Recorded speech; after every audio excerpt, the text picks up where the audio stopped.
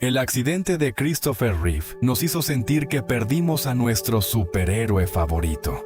Quédate para conocer su historia y su trágico final. Porque lo que estás a punto de descubrir no es la historia del actor que interpretó a Superman y tuvo un accidente. Es la historia de un hombre que estuvo a 1 centímetro exacto de morir, o de salir ileso, y que en ese centímetro de margen encontró algo que no hubiera encontrado de ninguna otra manera. Es la historia de la frase que le dijo su esposa en el hospital, y que salvó una vida. Es la historia de cómo el hombre que había volado sobre las pantallas del mundo entero aprendió, desde una silla de ruedas conectada a un respirador, a ser más Superman que nunca. Es la historia de Robin Williams disfrazado de médico soviético en una habitación de hospital. Y es la historia de Dana, que cuando todo terminó, demostró que el valor no siempre viene con capa roja. Acompáñanos, porque la historia de Christopher Reeve es una de las más extraordinarias que este canal ha contado. Era el 27 de mayo de 1995, una tarde de domingo en Culpeper, Virginia. El actor Christopher Reeve, 42 años, montaba a su caballo Buck en las finales de la Commonwealth Dressage and Combined Training Association. Era un evento ecuestre con 300 jinetes participantes.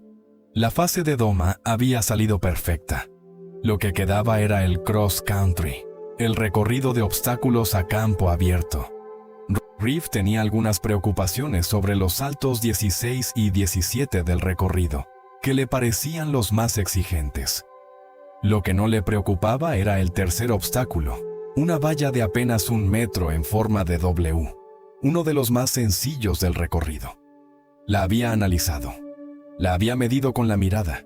Era un salto rutinario. Buck se aproximó a esa valla al trote, y de repente, sin aviso, sin señal previa, el caballo se detuvo en seco justo antes de saltar. Los jinetes llaman a esto un reúse, el momento en que el animal decide en el último instante que no va a saltar. Ocurre. Los jinetes experimentados lo saben y aprenden a anticiparlo o a absorberlo. Pero cuando ocurre a la velocidad del cross country, cuando el caballo pesa 500 kilos y frena de golpe mientras el jinete sigue moviéndose hacia adelante por inercia, las leyes de la física no negocian. Christopher Reeve salió disparado hacia adelante sobre el cuello del caballo. Sus manos quedaron enredadas en las bridas y en las riendas, lo que le impidió amortiguar la caída con los brazos, lo que habría sido el mecanismo natural de protección. 180 kilos de peso corporal cayeron directamente sobre su casco, sobre el suelo, a una velocidad que no dejaba ningún margen de reacción. El impacto fracturó la primera y la segunda vértebra cervical, C1 y C2, el punto donde el cráneo se une a la columna vertebral. El punto del que los médicos dirían después que si hubiera caído 1 centímetro más a la izquierda, habría muerto en el acto. Si hubiera caído 1 centímetro más a la derecha, se habría levantado con poco más que un raspón. 1 centímetro. El comentarista de la competición dijo por el micrófono, con el tono despreocupado de los que todavía creen que lo que están viendo es una caída ordinaria: Superman está en el suelo. Lo dijo como si fuera una broma, como un comentario de color para una caída que en un par de minutos estaría resuelta y el jinete estaría de pie sacudiéndose el polvo. Y entonces la gente que rodeaba a Reeve en el suelo cambió su postura, cambió su expresión. Empezó a actuar con la urgencia específica de los que saben que algo va muy mal. Y el comentarista entendió que no había broma de ninguna clase. Lo que ocurrió en los minutos siguientes fue una carrera contra el tiempo que los servicios de emergencia ganaron por muy poco. Y lo que encontraron los médicos cuando Reeve llegó al hospital cambió completamente el pronóstico de lo que quedaba de su vida. Christopher Reeve estaba consciente, aunque después no recordaría nada de esos momentos, y lo único que pudo decir fue: «No puedo respirar». Estaba combatiendo por el aire como una persona que se ahoga, dijo él mismo años después. Los paramédicos estacionados en el evento llegaron a él en menos de 3 minutos y empezaron a bombear oxígeno en sus pulmones. 4 minutos sin oxígeno al cerebro producen daño neurológico irreversible. El margen fue mínimo. Fue trasladado en helicóptero al Hospital Universitario de Virginia. Los médicos que lo recibieron se encontraron con lo que en su terminología se llama lesión cervical alta completa. Las 2 primeras vértebras del cuello fracturadas. La médula espinal no completamente cortada, pero con un hematoma grave en el punto de la lesión que había dañado las fibras nerviosas que conectan el cerebro con el resto del cuerpo. El diagnóstico era claro y devastador. Parálisis total de cuello para abajo. Incapacidad permanente de respirar sin asistencia de un respirador. La probabilidad de recuperación era, según la escala médica que usaron para evaluarle, prácticamente nula. Los médicos necesitaban operar para fijar el cráneo a la columna vertebral. Era una cirugía de altísimo riesgo en una zona del cuerpo donde el margen de error es de milímetros. El doctor John Jane, presidente del Departamento de Neurocirugía del Hospital Universitario de Virginia y el médico que supervisó el caso, describió después la operación como básicamente volver a colocar la cabeza de Christopher Reeve sobre su cuerpo. 1 milímetro de diferencia en cualquier dirección en esa mesa de quirófano, dijo el codirector del documental de 2024. Era la diferencia entre salir caminando del hospital o no salir nunca. La cirugía duró horas. Cuando terminó, la estructura cervical de Reeve estaba estabilizada. Su cráneo había sido recolocado sobre la columna con la precisión específica que solo la neurocirugía de alta complejidad puede ofrecer. Y Reeve seguía vivo. Pero lo que seguía vivo era alguien que no podía moverse del cuello para abajo, que no podía respirar sin el respirador que hacía ese trabajo por él, que no podía hablar sin que la máquina le diera el aire necesario para producir sonido, que dependía completamente, para cada función vital, de equipos médicos y de personas. El actor que había cruzado el Atlántico solo en un avión, que había navegado en alta mar, que había esquiado en las mejores estaciones del mundo, que había montado a caballo en competición, estaba conectado a tubos y monitores, en una cama de hospital del tamaño del universo que acababa de reducirse a nada. En los días que siguieron a la cirugía, su estado de salud general empeoró antes de empezar a estabilizarse. Llegó la neumonía, una infección del tracto urinario, úlceras en la boca. El cuerpo de alguien con una lesión medular tan alta es extraordinariamente vulnerable a infecciones que en condiciones normales serían menores, porque los mecanismos de defensa que dependen del sistema nervioso funcionan de manera diferente. Reeve casi murió varias veces en esas primeras semanas. Cuando fue trasladado al Centro de Rehabilitación Kessler en Nueva Jersey, uno de los mejores centros especializados del país, tuvo una reacción adversa a un medicamento que detuvo brevemente su corazón. Los médicos lo reanimaron. Su madre, Bárbara, que lo visitó en esos primeros días llena de un amor que no sabía cómo canalizar hacia ningún lugar útil, llegó a pedirle a los médicos que retiraran la ventilación mecánica.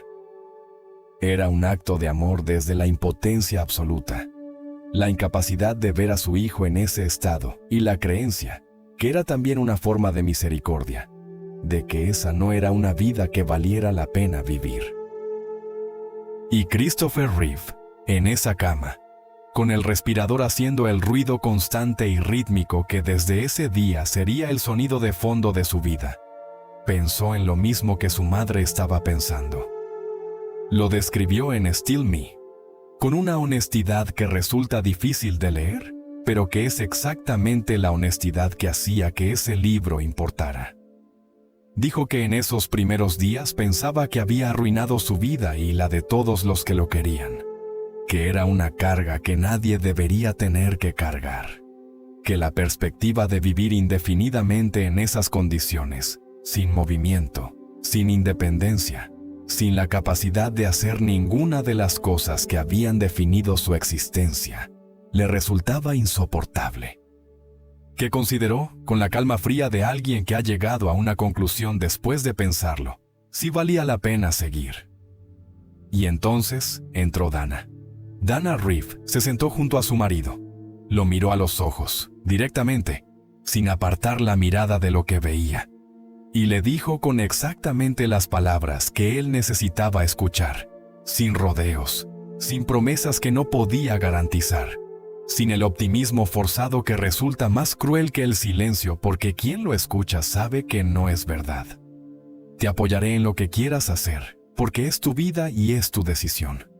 Pero quiero que sepas que estaré contigo durante el largo camino, pase lo que pase. Eres todavía tú, y te quiero. Eres todavía tú. Dana también le pidió algo más, que esperara 2 años.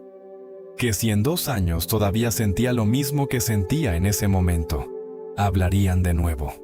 La petición de alguien que sabe que la oscuridad del primer mes no es necesariamente la oscuridad permanente. Que el tiempo, aunque no cure nada por sí solo, cambia la perspectiva desde la que se ve lo que hay que enfrentar. Christopher Reeve eligió esperar. Eligió dar a Dana esos 2 años. Y en esos 2 años, lo que ocurrió dentro de él y en el mundo que lo rodeaba cambió suficientes cosas como para que la pregunta de si valía la pena seguir encontrara una respuesta diferente de la que había tenido en esa cama de hospital. Poco después de la conversación con Dana, llegó Robin Williams. La descripción de esa visita tiene diferentes versiones según la fuente, pero el núcleo es consistente en todas. Williams entró a la habitación de hospital disfrazado de médico soviético, con una bata blanca y un acento grotescamente exagerado, y comenzó a realizar el examen médico más absurdo que se hubiera visto nunca en aquella planta hospitalaria. El examen incluía referencias a procedimientos inexistentes, diagnósticos imposibles, y una jerga médica inventada sobre la marcha que no tenía coherencia interna ni falta que le hacía. Y Christopher Reeve, que en días no había podido hacer nada más que enfrentar el horror de su situación desde esa cama, se rió. Se rió de verdad por primera vez desde el accidente. Su hija Alexandra dijo en el documental que en ese momento Robin le estaba demostrando a su padre que seguía siendo él, que si todavía podía reírse de esa manera, que si el humor todavía llegaba hasta ese lugar donde él estaba, entonces todavía había algo vivo en él que merecía seguir viviendo. Williams y Garces se quedaron en el área de Nueva Jersey durante los meses que Reeve estuvo en el centro de rehabilitación Kessler. Visitaron con regularidad, llevaron a sus propios hijos, crearon la normalidad, o al menos la proximidad a la normalidad, que las familias en situaciones de crisis necesitan como el aire que respiran. Christopher Dollier Reeve nació el 25 de septiembre de 1952 en Nueva York. Su padre, Franklin Dollier Reeve, era académico en Princeton, poeta y novelista que tradujo del ruso con el rigor de los verdaderos eruditos, y que tenía las expectativas intelectuales específicas de los hombres de su generación y de su clase. Su madre, Barbara Pitney Johnson, era escritora y traductora. Un ambiente de excelencia como expectativa, no como aspiración. Los padres se divorciaron cuando Christopher tenía 4 años. Él y su hermano Benjamin crecieron con su madre en Princeton, Nueva Jersey. La madre se volvió a casar y tuvo otros 2 hijos. Christopher también tuvo hermanastros del segundo matrimonio de su padre. Un árbol genealógico complicado, como él mismo reconoció en el documental de 2024, que generaba vínculos dispersos y la sensación de que había que encontrar la estabilidad no en la estructura familiar, sino en uno mismo. La relación con su padre fue tensa durante años. Franklin Reeve no veía con buenos ojos que Christopher eligiera el teatro. Era una elección que el padre no entendía como vocación seria. Y Christopher Reeve, que tenía demasiado orgullo para buscar la aprobación de una manera que lo rebajara. Pasó años demostrando con trabajo lo que no podía demostrar con argumentos. Encontró el teatro a los 9 años, cuando interpretó en la opereta The Yeomen of the Guard en Princeton. Algo en él supo de inmediato que ese era su lugar, que en el escenario ocurría algo que en ningún otro lugar de su vida ocurría de la misma manera, que había un orden, una precisión, una excelencia alcanzable a través del trabajo que resonaba con todo lo que le había enseñado su crianza, y al mismo tiempo, una libertad expresiva que la academia no proporcionaba. A los 15 ya trabajaba de manera profesional en el Williamstown Theatre Festival de Massachusetts, el festival de teatro de verano más importante del noreste americano y uno de los más respetados del país. A los 16 estaba en la Actors Equity Association, el sindicato de actores profesionales. Debutó en Broadway a los 23 años, junto a Katharine Hepburn, en la comedia A Matter of Gravity, donde interpretaba al nieto del personaje de Hepburn. Hepburn, que no era conocida por su generosidad con los actores jóvenes, lo consideró un joven de talento extraordinario. Christopher Reeve era físicamente extraordinario. 1,93 m de altura, rubio de nacimiento, se teñía el pelo de negro y usaba lentes de contacto en el trabajo. Atleta desde la infancia, nadador, jugador de hóquei sobre hielo, tenista, esquiador, y más tarde piloto, navegante en alta mar y buceador. Era el tipo de persona que no hace nada a medias, y que, cuando descubre algo que le apasiona, lo lleva al nivel de competición antes de que nadie lo esté viendo venir. Fue licenciado como piloto privado, luego con instrumentos, luego multimotor, luego comercial, luego instructor, luego planeador. Cruzó el Atlántico solo, en avión 2 veces.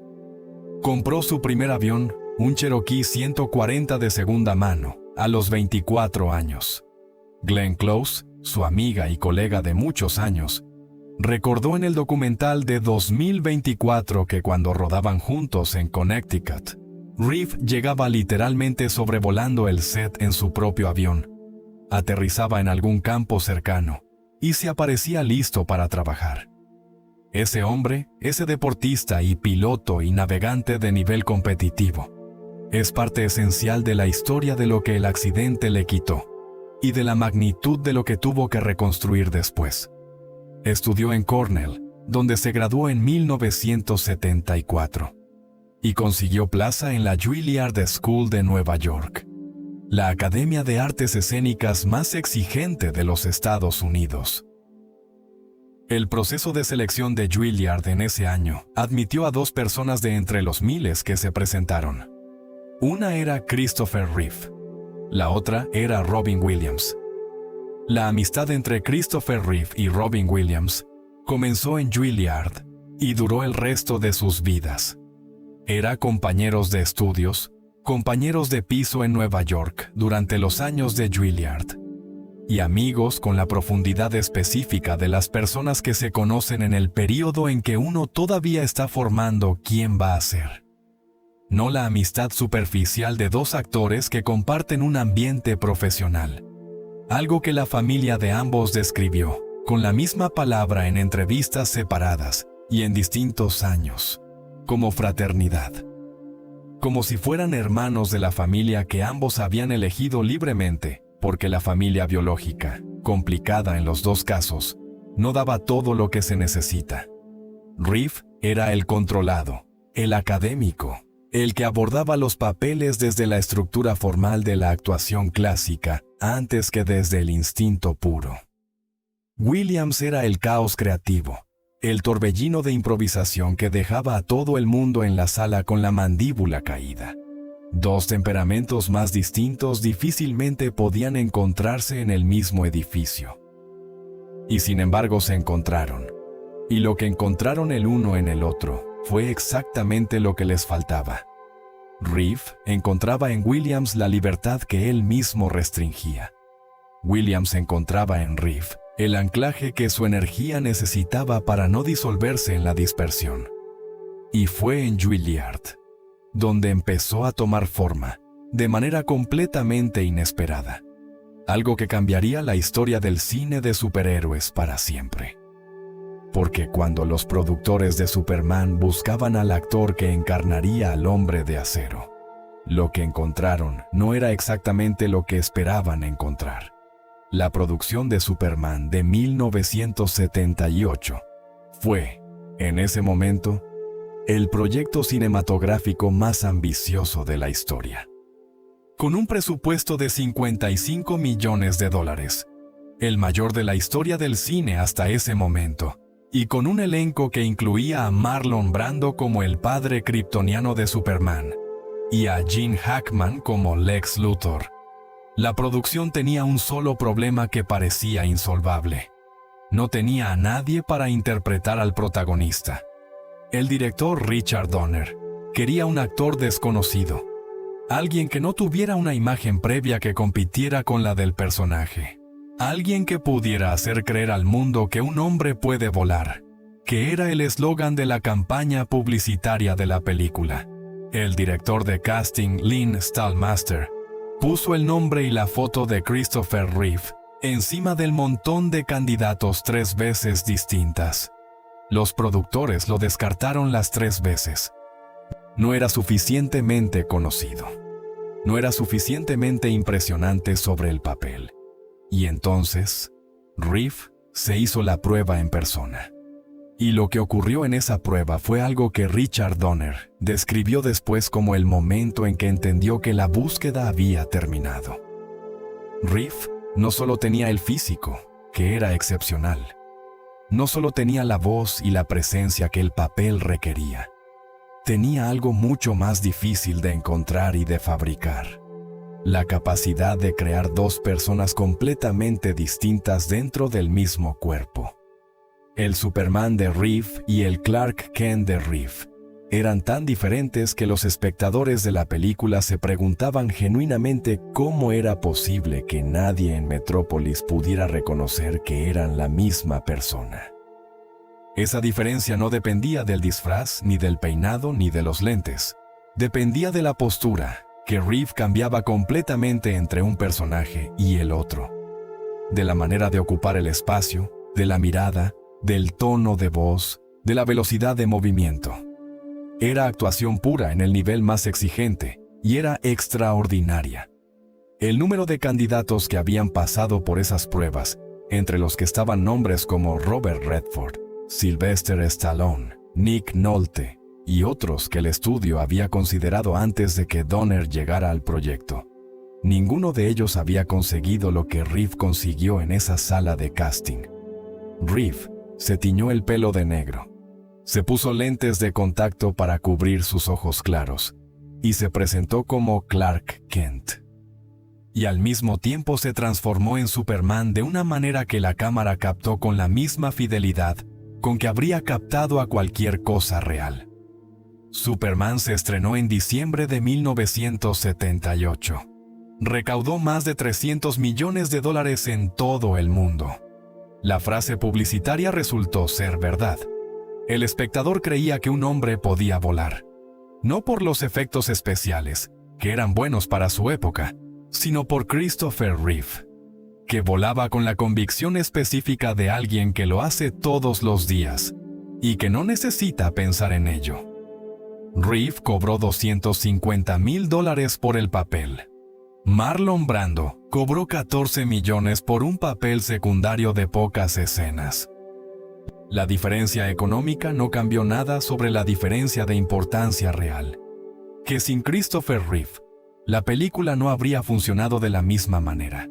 Y los 3 la hicieron. De la noche a la mañana. Christopher Reeve era una de las caras más reconocidas del planeta.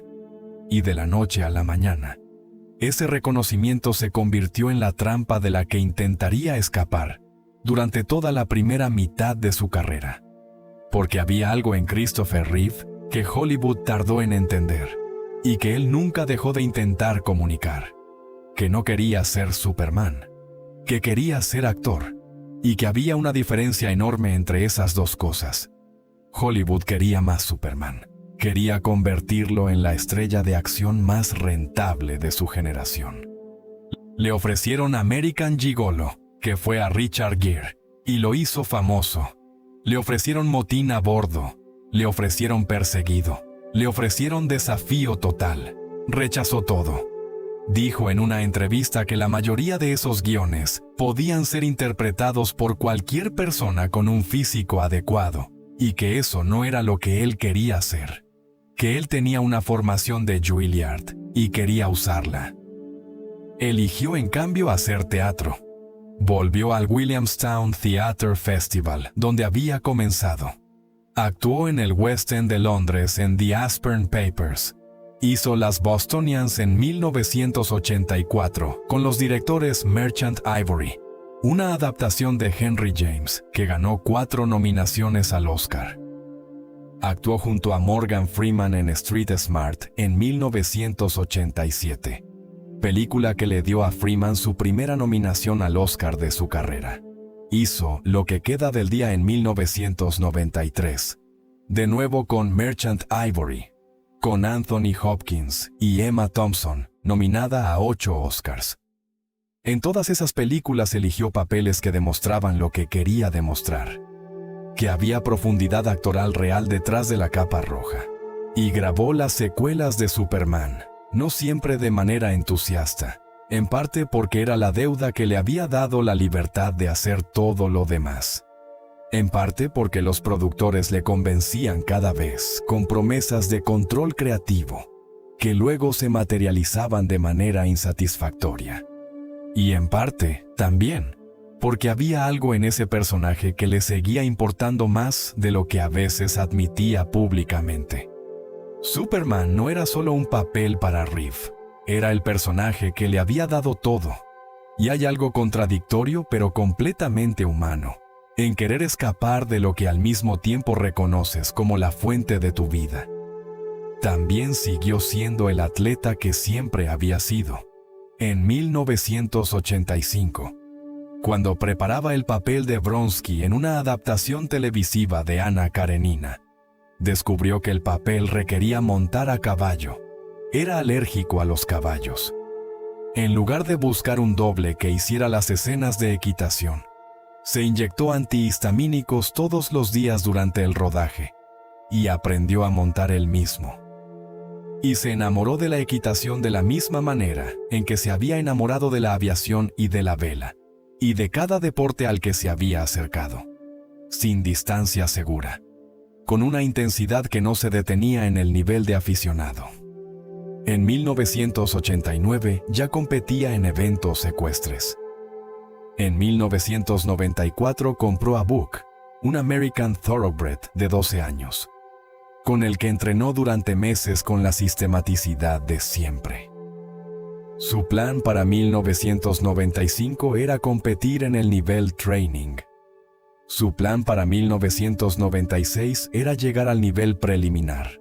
Esa progresión, ese plan cuidadosamente construido de mejorar un nivel por año, era la misma manera en que Reeve había abordado todo en su vida.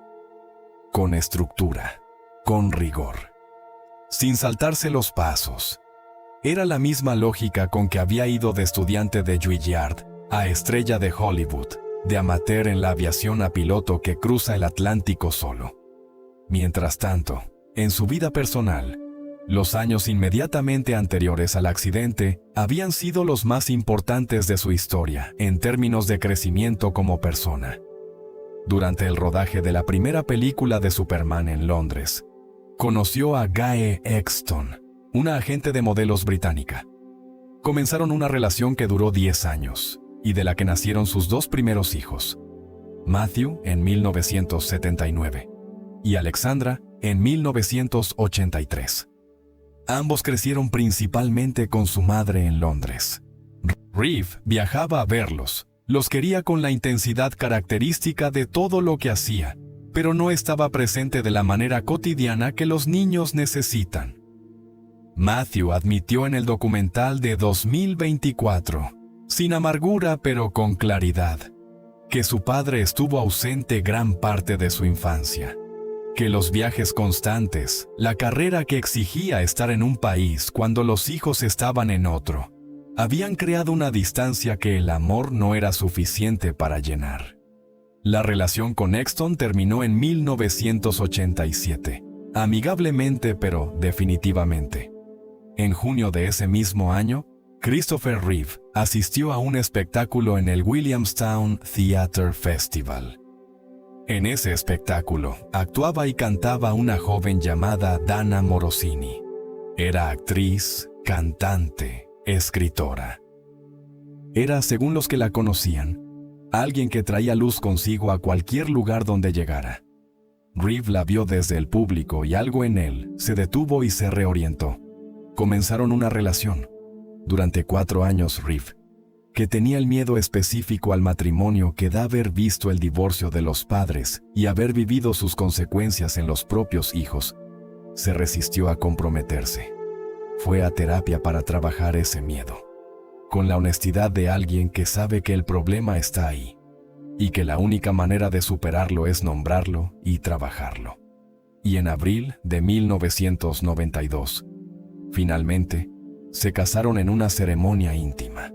En junio de ese mismo año nació Will, su tercer hijo. Los que conocieron a Dana Reeve describen a una persona de una calidad humana que resulta difícil de caracterizar sin caer en la hagiografía, pero que todos los testimonios disponibles confirman como genuina. Su hija Alexandra dijo que Dana era sol, que donde Dana llegaba también la capacidad de encontrar alegría incluso en los momentos más oscuros, que podía hacer que cualquier situación, por difícil que fuera, pareciera manejable. Era actriz, cantante y escritora. Era madre de Will y madrastra afectuosa y presente de Matthew y Alexandra. Y era, según todos los testimonios disponibles, la persona que Christopher Reeve necesitaba junto a él para ser la mejor versión de sí mismo, la versión que no se permitía cuando estaba solo con sus propias exigencias y sus propios miedos. Esa vida, esa familia construida con paciencia y con trabajo personal, ese matrimonio que había costado 4 años de terapia antes de poder comprometerse con él, ese hijo de 3 años llamado Will, son lo que Christopher Reeve llevaba consigo esa tarde de domingo de mayo de 1995 cuando se subió a Buck. Cuando recuperó la conciencia después de la cirugía, en la habitación del Hospital Universitario de Virginia, se encontró conectado a un respirador que hacía por él lo que sus pulmones ya no podían hacer solos. Sin movimiento del cuello para abajo, sin sensación, sin posibilidad de hablar sin ayuda de la máquina. Y con la comprensión inmediata, esa comprensión que llega antes de que los médicos digan nada, de que lo que era su vida hasta ese momento ya no existía. En los días siguientes llegaron la neumonía, una infección del tracto urinario y úlceras. En el Centro de Rehabilitación Kessler, en Nueva Jersey, a donde fue trasladado semanas después, tuvo una reacción adversa a un medicamento que paró su corazón brevemente. Su madre, Bárbara, que lo visitó en esos primeros días llena de amor y de horror ante lo que veía, llegó a pedirle a los médicos que retiraran la ventilación mecánica. Era un acto de amor desde la impotencia, la incapacidad de ver a su hijo en ese estado, y la creencia de que esa no era una vida que valiera la pena vivir.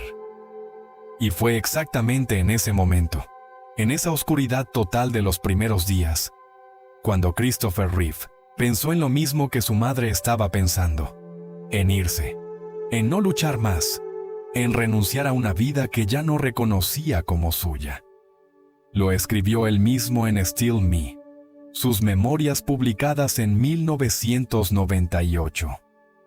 Describió con una honestidad que no tiene precedente en la literatura de las memorias de accidente, cómo en esos primeros días la tentación de dejarlo todo era real y poderosa, y completamente racional desde su perspectiva.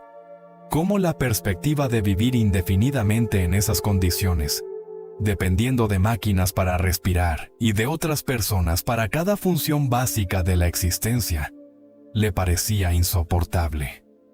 Cómo sentía que había arruinado su vida y la de todos los que lo querían, que era una carga que nadie debería tener que cargar.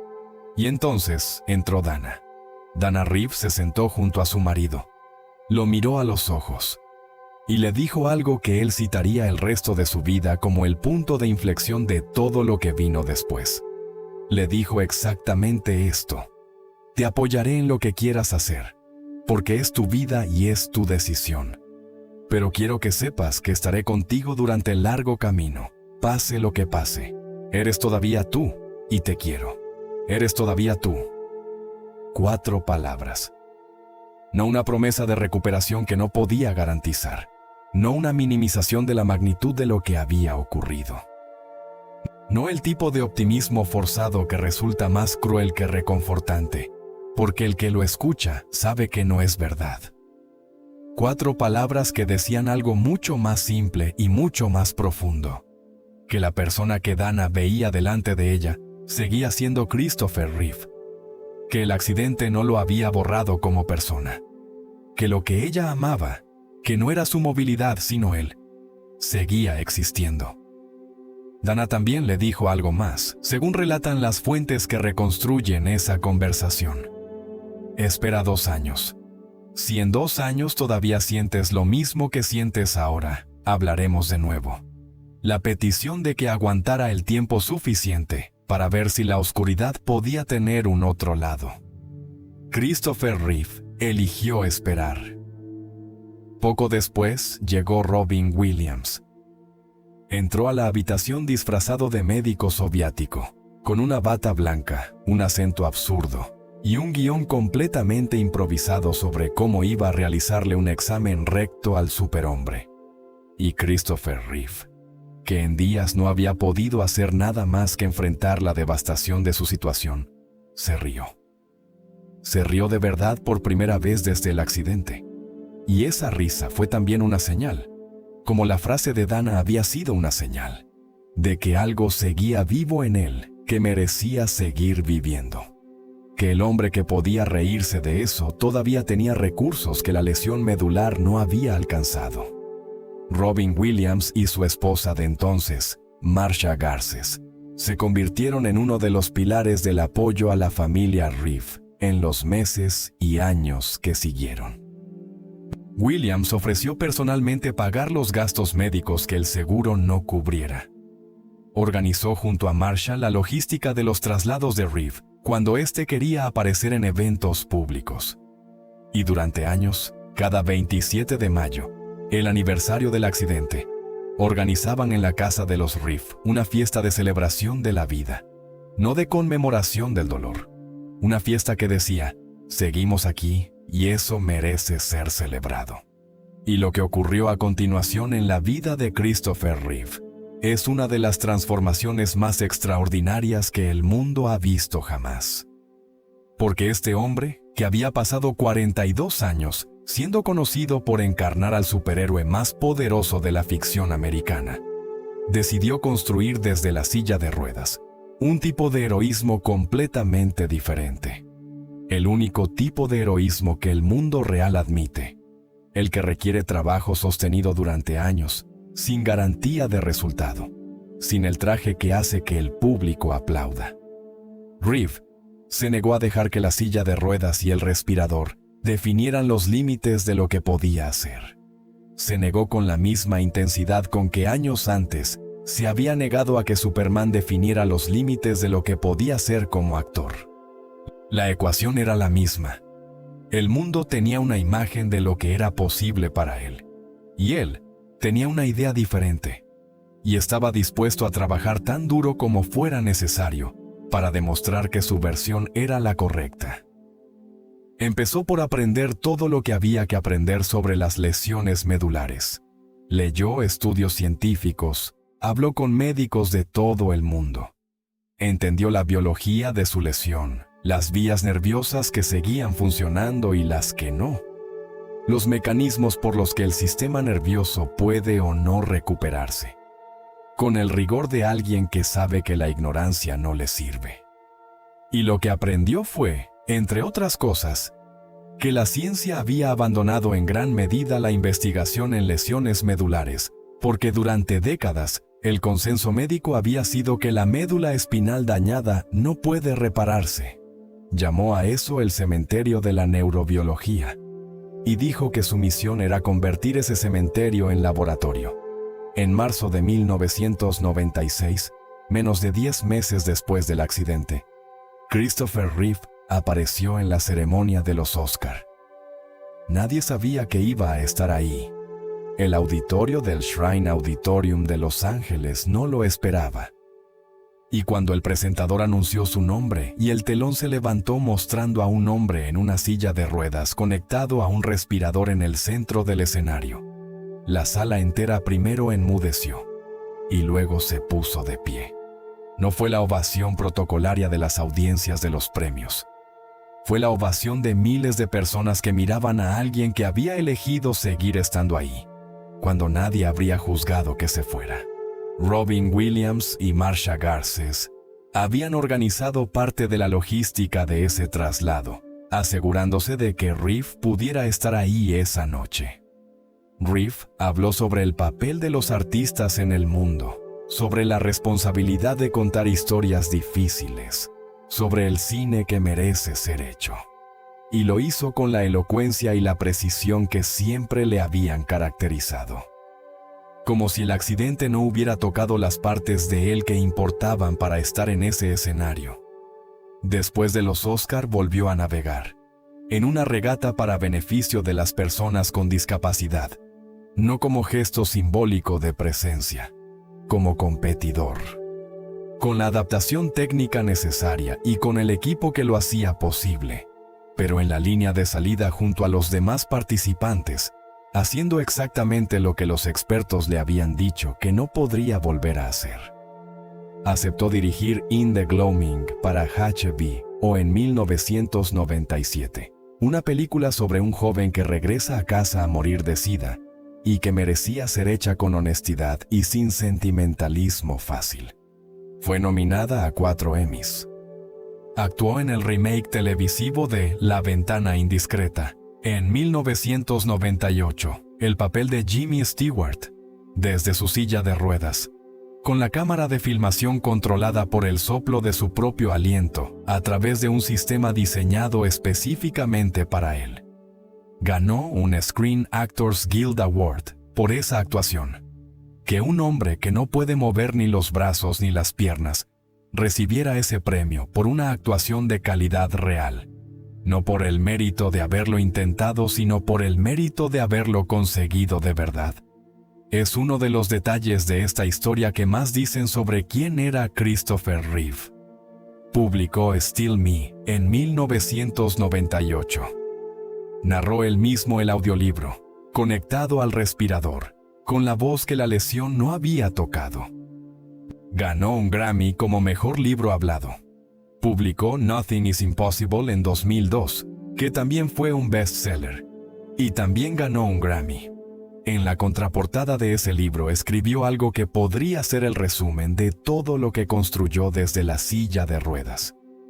Que la calidad de una vida no depende de la cantidad de tiempo que dura, ni de las circunstancias en que transcurre, sino de lo que uno elige hacer con ella.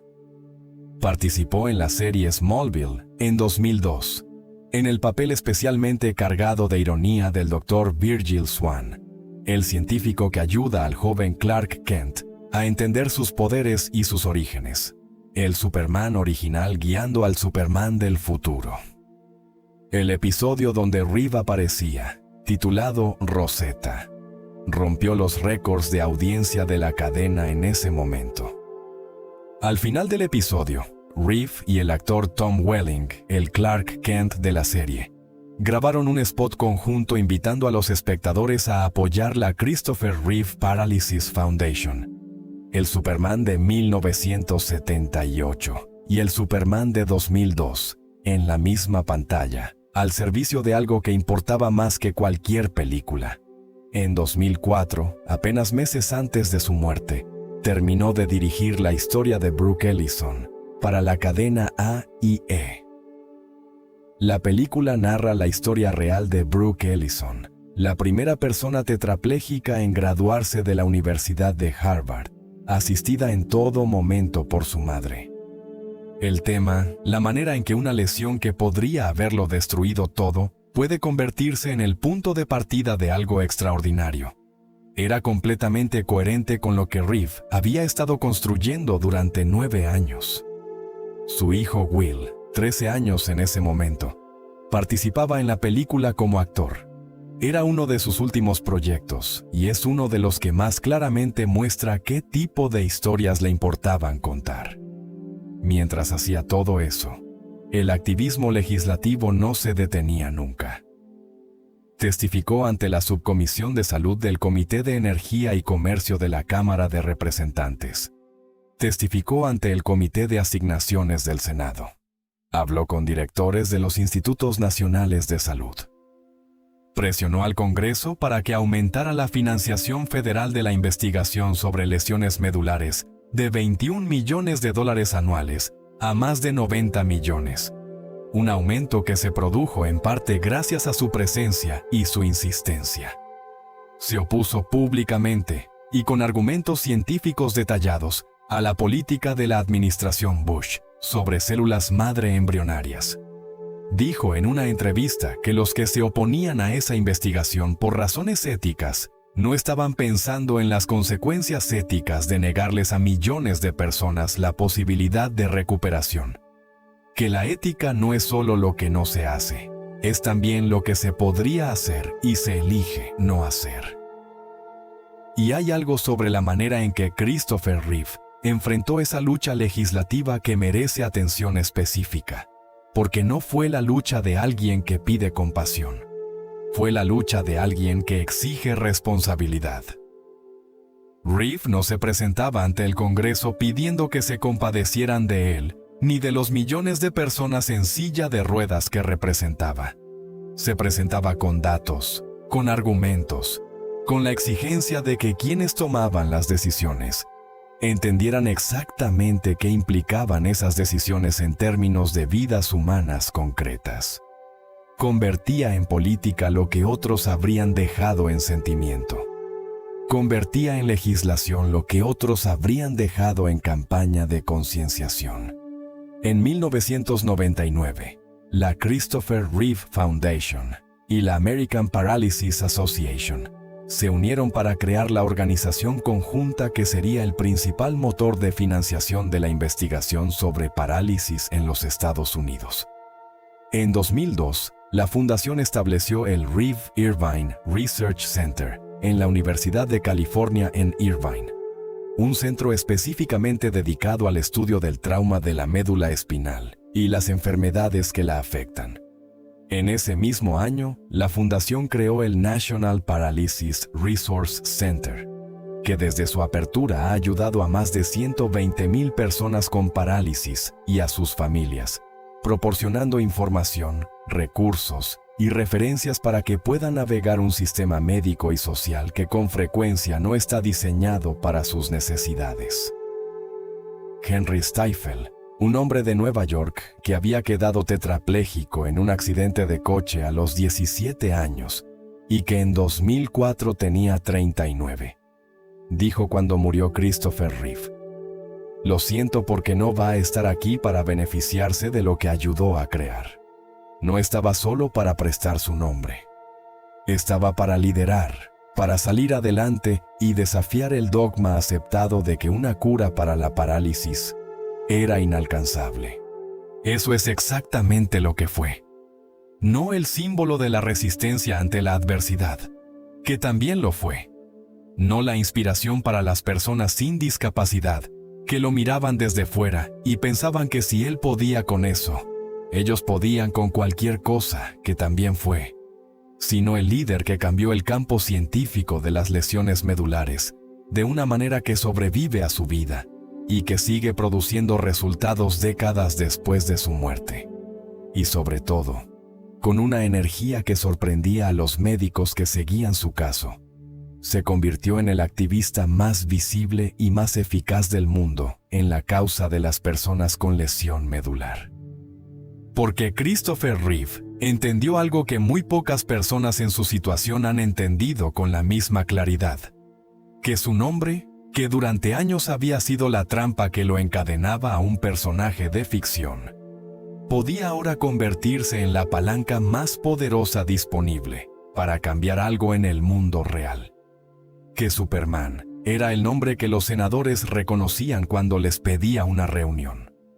Que Superman era el nombre que los periodistas ponían en los titulares cuando hablaba de investigación médica.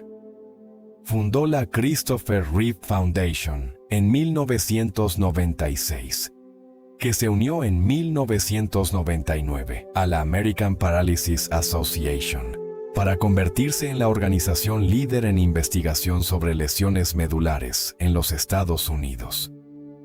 Testificó ante el Congreso múltiples veces, con la precisión de alguien que ha estudiado el tema a fondo, y la urgencia de alguien para quien no es académico sino personal. Lo vio a presidentes de ambos partidos. Se enfrentó públicamente a la administración Bush, que limitaba la financiación federal de la investigación con células madre embrionarias, argumentando que esas restricciones tenían consecuencias humanas reales y concretas sobre las vidas de millones de personas. Dijo en una entrevista, que es una de las más citadas de su vida pública: "Me considero un portavoz para las personas que no pueden llamar al presidente o a un senador o testificar ante el Congreso". Y añadió: "Tengo la oportunidad de ser escuchado en todo el mundo. Y esa oportunidad tiene un efecto directo en mi propia salud. Hay una razón para levantarse cada mañana más allá de estar aquí para mi familia. Tengo trabajo que hacer cada día que puede afectar los resultados de otros pacientes". Se impuso una meta pública que generó debate: caminar antes de sus 50 cumpleaños. El objetivo era audaz hasta el punto de parecer imposible, dado el estado de la medicina en ese momento. Pero Reeve entendía que ese objetivo tenía una función que iba más allá de la recuperación personal. Era el tipo de visión que movilizaba a los científicos jóvenes hacia un campo que la medicina convencional consideraba insoluble. Era la promesa que hacía que los donantes privados abrieran sus carteras. Era la declaración de intenciones que decía: "El límite que creéis que existe no es el límite real". Y dentro de su propio cuerpo, algo sorprendente empezó a ocurrir. En el año 2000, 5 años después del accidente, Christopher Reeve recuperó la capacidad de mover su dedo índice izquierdo. Luego, vinieron pequeños movimientos en los brazos y en las piernas. La sensación de tacto y de pinchazo se fue restaurando en partes del cuerpo que los médicos habían declarado permanentemente anestesiadas. Su clasificación en la escala de la Asociación Americana de Lesiones Espinales mejoró de A, que indica lesión completa sin ninguna función sensorial o motora por debajo del nivel de la lesión, a C, que indica función parcialmente preservada. Eso no debería haber ocurrido. La medicina de la época afirmaba con convicción que si no había recuperación en los primeros 6 meses después de una lesión medular completa, no habría recuperación. El dogma era claro: el sistema nervioso central adulto no se regenera. La médula espinal dañada permanece dañada para siempre. Las vías nerviosas destruidas no se reconstruyen. Christopher Reeve desafió ese dogma con su propio cuerpo, no solo con la fuerza de su voluntad, que tampoco estaba en cuestión, sino con la dedicación a un programa de rehabilitación física intensivo, diseñado por médicos que pensaban de manera diferente de la mayoría de sus colegas, que incluía estimulación eléctrica de los músculos, ejercicio pasivo en agua, y una cantidad de trabajo físico que habría agotado a la mayoría de las personas, sin ninguna limitación. Su mejoría fue real. Fue documentada. Fue publicada en la revista Neurology en 2002, con el artículo "Recuperación de la lesión medular". Su propio caso como ejemplo, y fue uno de los argumentos más poderosos a favor de la investigación que él pedía desde hacía años. Si su cuerpo podía mejorar 5 años después de la lesión, la ciencia estaba equivocada sobre los límites de la recuperación. Y si estaba equivocada sobre eso, podría estar equivocada sobre otras cosas, sobre el papel de la rehabilitación, sobre la capacidad del sistema nervioso de adaptarse y compensar, sobre las posibilidades que la investigación con células madre podría abrir, sobre todo lo que había sido declarado imposible y que quizás simplemente no había sido intentado con los recursos y la tecnología adecuados. Ese argumento, enunciado desde el cuerpo de Christopher Reeve, tenía un peso que ningún artículo académico podría haber tenido de la misma manera, porque el artículo académico lo leen los especialistas. La historia de Superman que recuperó la sensibilidad en sus piernas 5 años después de que los médicos le dijeran que nunca volvería a sentir nada por debajo del cuello, la leía todo el mundo. Y todo el mundo la entendía. Y hay algo sobre los años que siguieron al accidente que los hijos de Christopher Reeve describieron en el documental Superman de 2024, con una honestidad que cambia la perspectiva de toda la historia. Algo que nadie esperaba que dijeran y que dice más que cualquier análisis sobre quién era realmente este hombre. Will Reeve, el hijo menor, que tenía 2 años cuando ocurrió el accidente y que creció sin conocer a su padre de ninguna otra manera, dijo que Christopher Reeve le enseñó a andar en bicicleta, desde la silla de ruedas. Un hombre que no podía mover los brazos ni las piernas, que necesitaba un respirador para respirar. Le enseñó a su hijo pequeño a encontrar el equilibrio en la bicicleta, instruyéndolo verbalmente, animándolo, siendo la presencia estabilizadora que cualquier padre necesita ser en ese momento, aunque esa presencia no pueda sostener físicamente la bicicleta.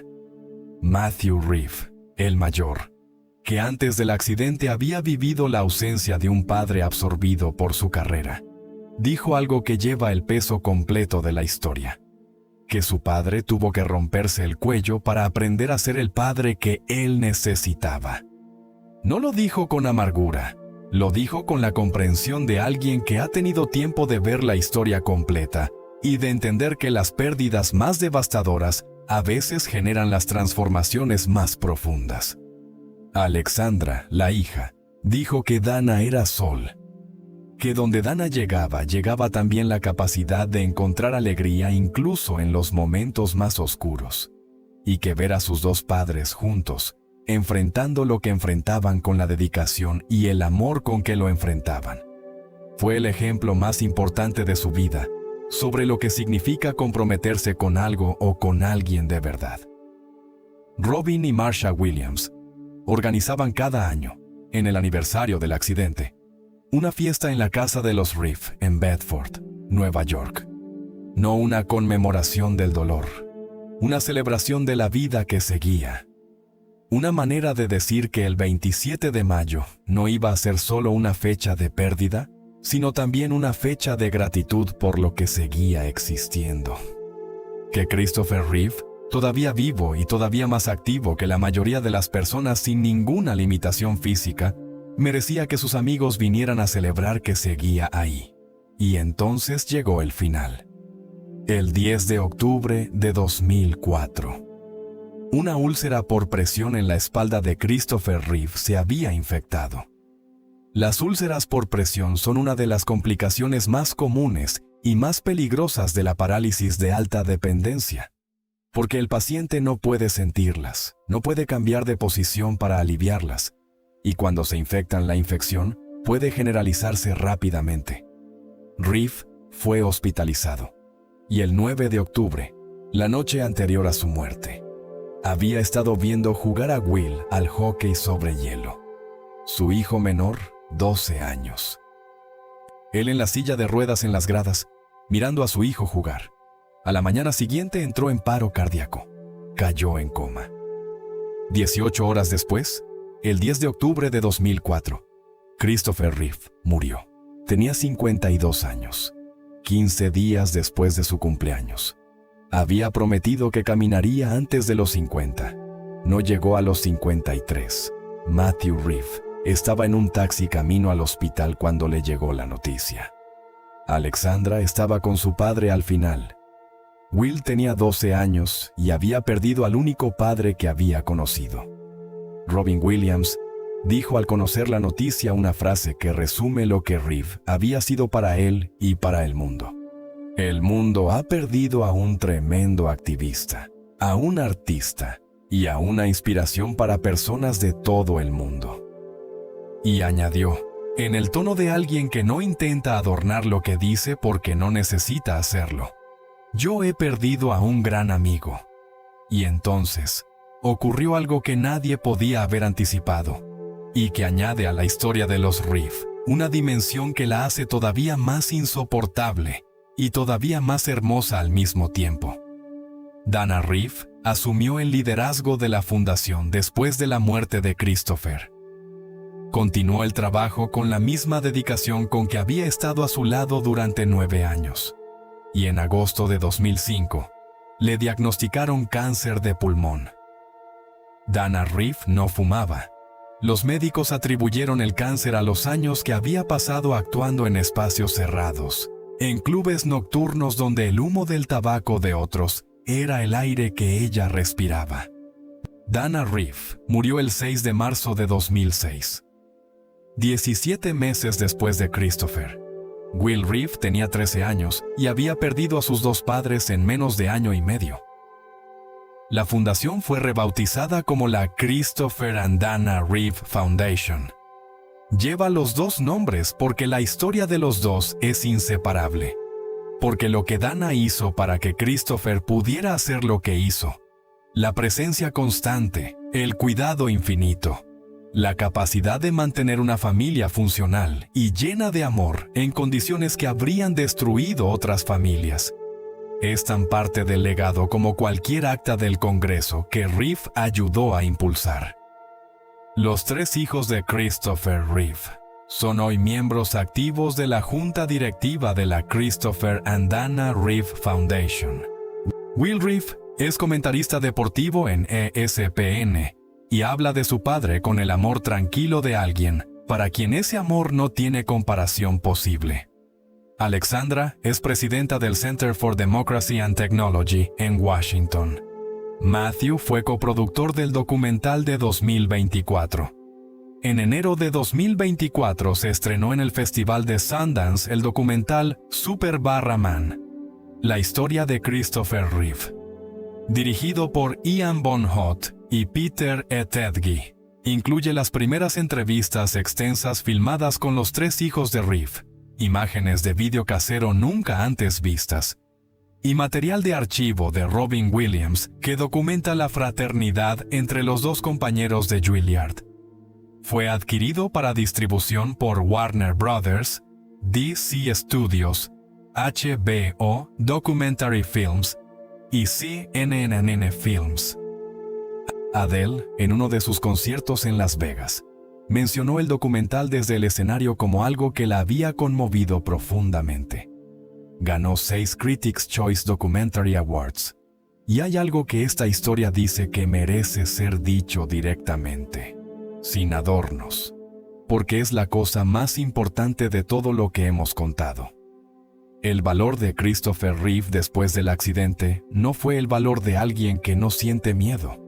No fue el valor del héroe que nunca duda, que nunca piensa en rendirse, que enfrenta la catástrofe con la serenidad de quien ya sabe de antemano cómo va a terminar.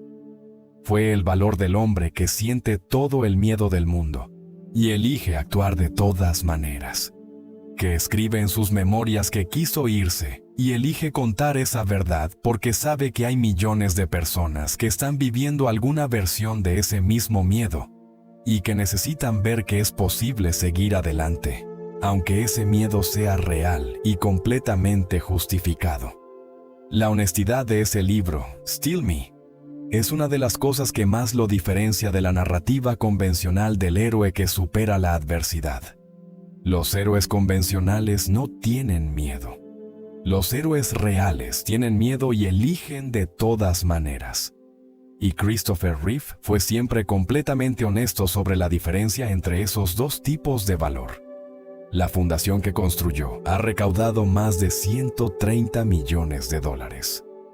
Ha financiado los descubrimientos más importantes en la historia de la investigación sobre lesiones medulares, incluyendo evidencia de que la médula espinal puede regenerarse en condiciones que hasta hace 30 años se consideraban imposibles. Ha desafiado el dogma centenario de que el daño medular es irreversible. Ha establecido el National Paralysis Resource Center, que ha ayudado a más de 120,000 personas con parálisis y a sus familias desde su apertura en 2002. Ha financiado investigaciones que son hoy el fundamento de terapias que están transformando la vida de personas con lesiones medulares en todo el mundo. Ninguna de esas terapias llegó a tiempo para que Christopher Reeve caminara antes de sus 50 cumpleaños. Su promesa no pudo cumplirse en los términos en que la hizo. Pero las personas que hoy reciben esas terapias, las que muestran recuperaciones que hace 30 años habrían sido declaradas imposibles, están donde están, en parte porque un hombre que no podía respirar solo pasó 9 años convenciendo al mundo de que el problema tenía solución.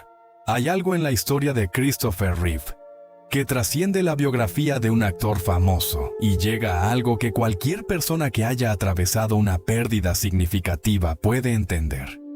La pregunta más aterradora que nos hacemos cuando perdemos algo fundamental, ya sea la salud, la movilidad, un ser querido, una manera de ser en el mundo, es si todavía somos quienes éramos antes de esa pérdida.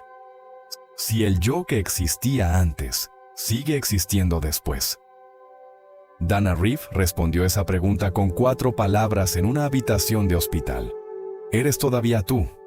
Y Christopher Reeve pasó los 9 años siguientes demostrando con acciones que la respuesta era sí. La valla 3 del campo ecuestre de Culpeper, Virginia, sigue ahí.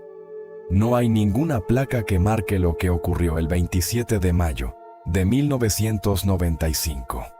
El lugar es ordinario por fuera, como son ordinarios por fuera todos los lugares donde ocurren las cosas más grandes. Pero existe la fundación. Existen los científicos que eligieron ese campo de investigación, en parte, porque un hombre en una silla de ruedas les convenció de que valía la pena dedicarle la vida. Existen los pacientes cuyas vidas son diferentes hoy por ese trabajo. Y existe la historia de un hombre que cayó a 1 centímetro exacto de la muerte, que quiso rendirse, que escuchó 4 palabras que lo devolvieron a la vida, y que dedicó los 9 años siguientes a demostrar que ninguno de nosotros puede saber, desde fuera de esa silla de ruedas, lo que es posible hacer desde adentro. Matthew Reeve dijo algo que resume toda la historia mejor que cualquier otra cosa: que su padre tuvo que romperse el cuello para aprender a ser el padre que él necesitaba. No lo dijo con amargura, lo dijo con la comprensión de alguien que ha tenido tiempo de ver la historia completa. Que la pérdida más devastadora de una vida puede generar la transformación más profunda de esa misma vida. Que el accidente le quitó a Christopher Reeve la movilidad y le devolvió a sus hijos un padre que no habían tenido del todo antes. Superman cayó un domingo de mayo de 1995 en Culpeper, Virginia, y se levantó de una manera que ninguna capa roja habría podido hacer posible. Eres todavía tú. 4 palabras que salvaron una vida. Y esa vida que fue salvada construyó algo que sigue salvando otras.